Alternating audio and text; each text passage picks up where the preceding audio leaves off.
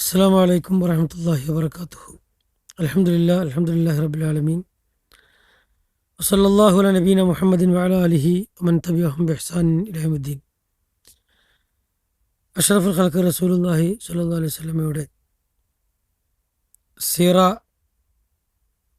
പഠനത്തിൻ്റെ മൂന്നാമത്തെ ഭാഗത്തിലാണ് ഇപ്പോൾ നമ്മളുള്ളത്. ഇന്ന് നമുക്ക് മനസ്സിലാക്കാനുള്ളത് അൽ ജസീറത്തുൽ അറബിയ ഫിൽ അസ്രിൽ ജാഹിലി, അതായത് ജാഹിലിയ കാലഘട്ടത്തിലെ അറേബ്യൻ ഉപദ്വീപിനെ കുറിച്ചാണ് ഇന്ന് നമുക്ക് മനസ്സിലാക്കാനുള്ളത്.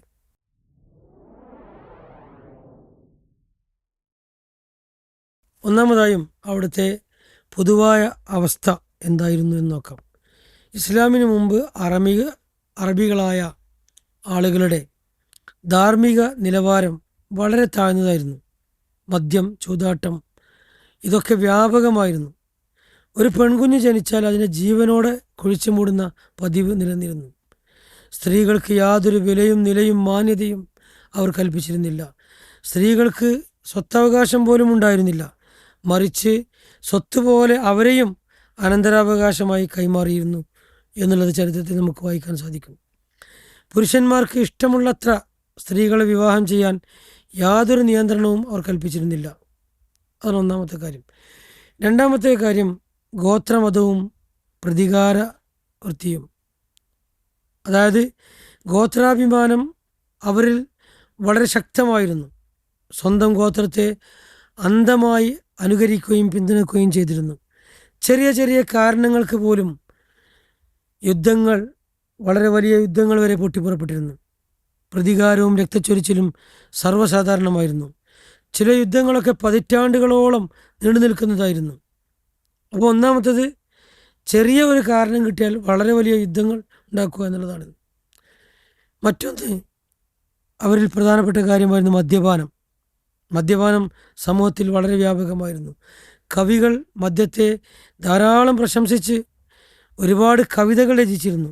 മദ്യശാലകൾ എല്ലായ്പ്പോഴും മലർക്കെ തുറന്നു കിടന്നിരുന്നു.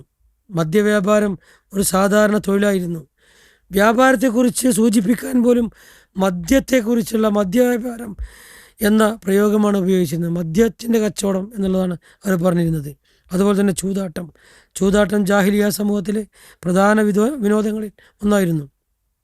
ധനം, സ്വത്തും ചൂതാട്ടത്തിൽ നഷ്ടപ്പെടുത്താറുണ്ടായിരുന്നു. തോറ്റവൻ കുടുംബത്തെയും സ്വത്തിനെയും നഷ്ടപ്പെടുത്തി അടിമ പോലുള്ള അവസ്ഥയിലാകുമായിരുന്നു. അപ്പോൾ ചൂതാട്ടം പരസ്പര വൈരവും വിദ്വേഷവും വെറുപ്പും ഒക്കെ അവർ വളർത്തിയിരുന്നു. മറ്റൊന്ന് പലിശ ഇടപാടുകളാണ്. പലിശ വ്യാപകമായിരുന്നു. കാലാവധി കഴിഞ്ഞാൽ കടത്തിന് വീണ്ടും പലിശ കൂട്ടിക്കൊണ്ടുവരുമായിരുന്നു. ചെറിയ കടങ്ങൾ പോലും പിന്നീട് വളരെ വലിയ തുകയായി മാറുമായിരുന്നു. പലിശയെ സാധാരണ കച്ചവടം പോലെ തന്നെയായിരുന്നു അവർ കണ്ടിരുന്നത്. അപ്പോൾ പലിശ അന്ന് എല്ലാവരിലും വ്യാപകമായിരുന്നു. മറ്റൊന്ന് വ്യഭിചാരത്തിൻ്റെ വ്യാപനമായിരുന്നു. വ്യഭിചാരം സമൂഹത്തിൽ വ്യാപകമായിരുന്നു. വിവേഹതര ബന്ധങ്ങൾ സർവ്വസാധാരണമായിരുന്നു. സ്ത്രീകളെ ചൂഷണം ചെയ്യുകയും അവരതിലേക്ക് നിർബന്ധിക്കുകയും ചെയ്തിരുന്നു. മനുഷ്യൻ്റെ മാന്യതയും കുടുംബജീവിതവും ഇതിലൂടെ തകർന്നടിഞ്ഞിരുന്നു. ജാഹിലിയ കാലത്തെ സ്ത്രീകളെക്കുറിച്ച് പരിശോധിക്കുമ്പോൾ സ്ത്രീകളെ നിന്ദ്യരായിട്ടാണ് കണക്കാക്കിയിരുന്നത്. സ്ത്രീകൾക്ക് സ്വത്തവകാശമുണ്ടായിരുന്നില്ല. ഭർത്താവ് മരിച്ചാൽ ഭാര്യയെപ്പോലും അനന്തരാവകാശമായി മറ്റുള്ളവർക്ക് കൈമാറിയിരുന്നു. സ്ത്രീയുടെ സമ്മതമില്ലാതെ വിവാഹം നടത്താറുണ്ടായിരുന്നു. സ്ത്രീകൾക്ക് അനീതിയും പീഡനവും എപ്പോഴും അനുഭവിക്കേണ്ടി വന്നു. അതുപോലെ പെൺകുഞ്ഞുങ്ങളെ ജീവനോടെ കുഴിച്ചു മൂടുന്ന സമ്പ്രദായം വ്യാപകമായിരുന്നു. ചില ഗോത്രങ്ങളിൽ പെൺകുഞ്ഞ് ജനിക്കുന്നത് തന്നെ അപമാനമായിട്ടാണ് അവർ കണ്ടിരുന്നത്. ദാരിദ്ര്യഭയവും നാണക്കേടിൻ്റെ പര്യായവും. അതുപോലെ തന്നെ ഒരു കുഞ്ഞ് ജനിച്ചു എന്ന് പറഞ്ഞാൽ ദാരിദ്ര്യം ഭയന്ന് പെൺകുഞ്ഞുങ്ങളെ ജീവനോടെ അവർ കുഴിച്ചു മൂടിയിരുന്നു.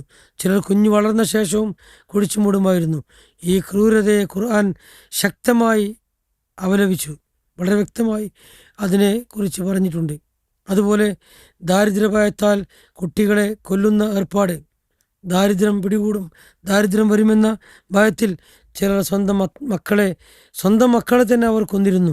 ആൺകുട്ടികളെയും പെൺകുട്ടികളെയും കൊല്ലുന്ന പതിവ് ചിലർക്കെങ്കിലും ഉണ്ടായിരുന്നു. അള്ളാഹു ഉപജീവനം നൽകുന്നവനാണെന്ന് വിശുദ്ധ ഖുർആൻ വളരെ വ്യക്തമാക്കി ഈ പതിവിനെ വിശുദ്ധ ഖുർആൻ നിരോധിച്ചു. കനത്ത അന്ധകാരവും നിരാശയും ആ കാലഘട്ടത്തിൽ ജാഹലിയ സമൂഹത്തിൽ വ്യാപകമായിരുന്നു.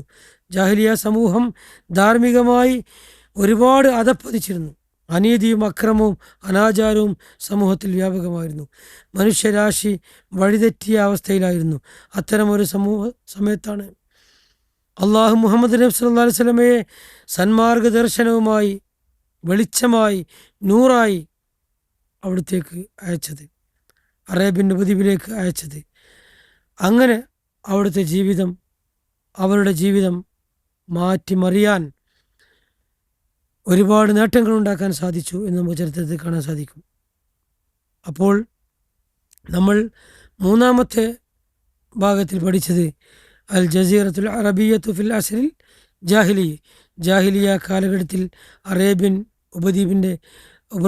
ഉപദ്വീപിലെ അവസ്ഥയെക്കുറിച്ചാണ് നമ്മൾ മനസ്സിലാക്കിയത്. ഇൻഷാ അല്ലാഹ് ബാക്കി ഭാഗം അടുത്ത ക്ലാസ്സിൽ നമുക്ക് മനസ്സിലാക്കാം. ജസാക്കുമുല്ലാഹു ഖൈറ.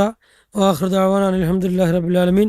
വസല്ലല്ലാഹു അലാ നബീന മുഹമ്മദിൻ വഅലാ ആലിഹി വസഹ്ബിഹി വസല്ലം. അസ്സലാമു അലൈക്കും വറഹ്മത്തുള്ളാഹി വബറകാതുഹു.